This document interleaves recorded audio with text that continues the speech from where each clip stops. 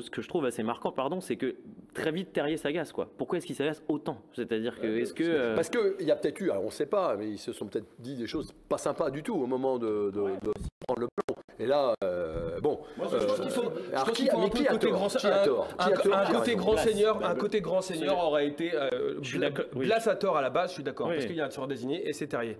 Il a tort. Mais à côté aussi, il faut que. Je pense que Terrier. Enfin, il faut pas, je donne mon avis. Il me semble que.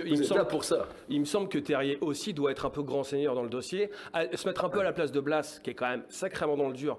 Je veux dire, l'équipe collectivement aura aussi besoin de Blas et de tout le monde. On va en parler. Là, ça crée une rupture. On va écouter ce que dit Martin Terrier, parce qu'à la fin du match, tout le monde a voulu un petit peu faire retomber la sauce. De toute façon, Rennes a gagné 3-1, donc c'est pas comme si ça avait été un pénalty. Je peux vous dire. Bon, ok, on va écouter Terrier. Pour moi, c'était clair, c'était désigné. Enfin, j'étais désigné numéro 1. Après, voilà, il peut y avoir des discussions aussi pour, par exemple, j'ai déjà laissé des pénaltys à Cali. C'est des discussions. Après, voilà, il y a une incompréhension. Il n'y a rien de mal. C'est déjà arrivé dans d'autres équipes. Mais il n'y a aucun problème. La pilule est plus facile à digérer quand on en met deux derrière, non?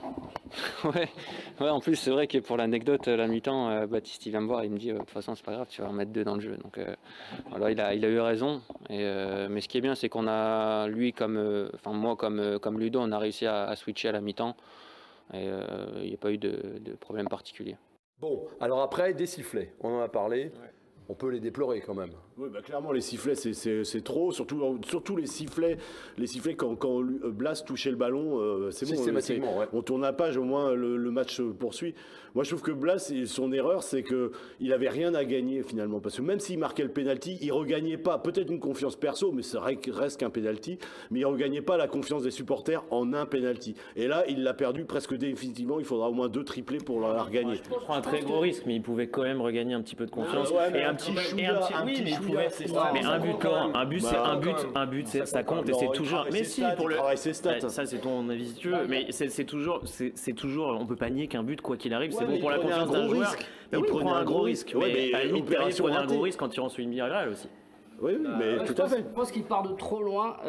Blas, c'est pas avec un penalty qui sauvait son image. Il a fait déjà une boulette dans la semaine en remontant un Instagram sur l'événement de Nantes l'année dernière où il avait marqué à Nantes. Il fait des maladresses de communication qui sont flagrantes et qui sont. Il fait tout pour se mettre les supporters à dos. Je suis désolé. Déjà, entre son comportement sur le terrain, sa communication et puis ces petites histoires-là, je suis désolé. Comment vous voyez la suite? C'est ça la question. Le vrai intérêt, il est là finalement. C'est comment Stéphane, en tant que manager, va gérer cette situation-là. Il a dit on va régler ça. On va gérer ça en interne. On sait bien que dans les vestiaires de football, évidemment, ils sont pas tous potes. En fait, tout va dépendre de la façon dont est perçu Blas à l'intérieur du vestiaire. Évidemment qu'il a des partisans et des gens avec lesquels il est plutôt proche. Je sais qu'il est très proche de certains joueurs. C'est une réalité. D'autres, évidemment, un peu plus compliqués. Avec Terrier, par exemple, je pense que c'est pas l'amour fou. Voilà. En fait, tout va dépendre de la façon dont le vestiaire décide ou pas de passer l'éponge avec Blas. Et en fait, de ça va découler le management de Stéphane. Parce que le management de Stéphane va dépendre en fait de ses joueurs et de la façon dont eux veulent traiter Blas.